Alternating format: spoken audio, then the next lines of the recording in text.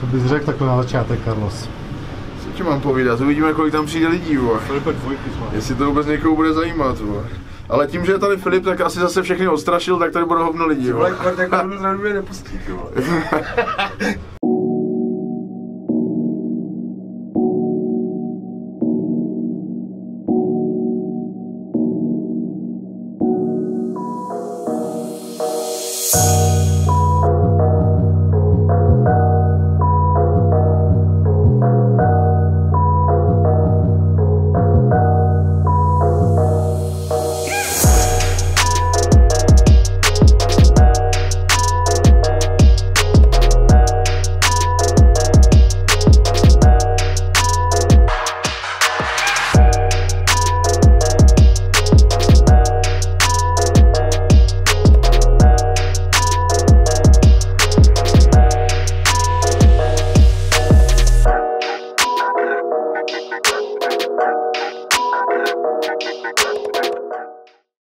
Sešli jsme se tady na křestu mojí knížky Lvi žerou první. Os. Chtěl jsi koupit knížku nebo se tam podívat? Chtěl jsem si ji koupit, ale je prej zadarmo, takže jsem nemohl zaplatit vlastně. Ale jinak bych si ji koupil rád. Rád podporuju dobré věci. Je to povedený, ty vole.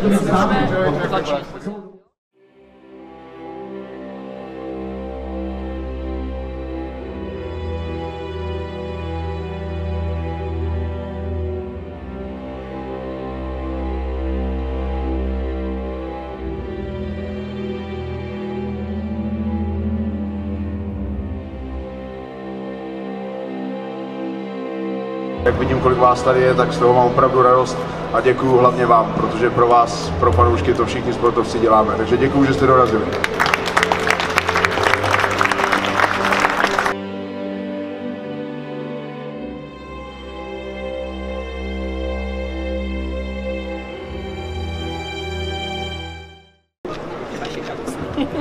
Paní Zedníková říkala, že jsem začal ctít, že jednu knížku budeme muset zničit, já bych naopak jedinou pokřtěnou knížku udělal jako výherní. Tahleta pokřtěná knížka, zkusím ji osušit co nejvíc, hodím ji do davu a vítězí pak se mnou může přijít podepsat a vyfotit.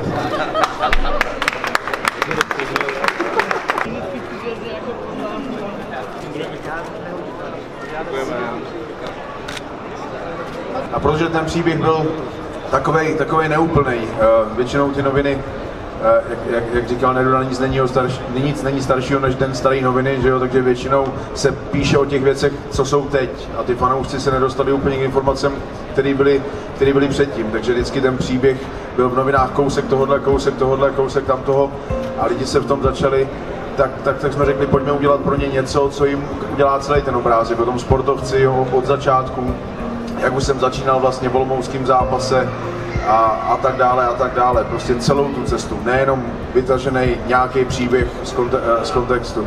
Jak teďka můj nový promotér Ondra Novotnej v Oktagonu rád říká, my vyprávíme příběh, vyprávíme story, tak nepřeskakujeme kapitoly, tak přesně o tomhle by měla být tahle knnížka, jak od začátku do konce, život sportovce. Hlavní zpráva, kterou já se snažím tím sportem předat. Já vždycky říkám v každém rozhovoru, ne všichni musíme být mistři světa, ne všichni musíme být olympijský vítězové, ne všichni musíme zápasit v kleci, ale všichni chceme v životě něco dokázat a já věřím tomu, že tvrdá dřina porazí talent a že když někdy něco chceme, tak si za tím tvrdě máme jít a člověka, který ví, kam jde, tak nemůžete zastavit a tenhle je vlastně součástí té zprávy v této knize.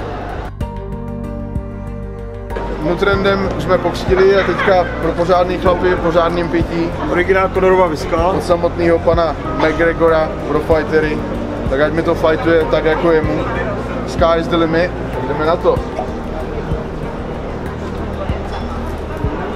Takže McGregore, abys věděl, lvi žerou první.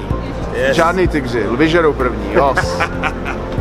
Prišla som Carlosa podporiť, dneska má svoj veľký deň, takže... Můžeme fotku rychle? Jasný.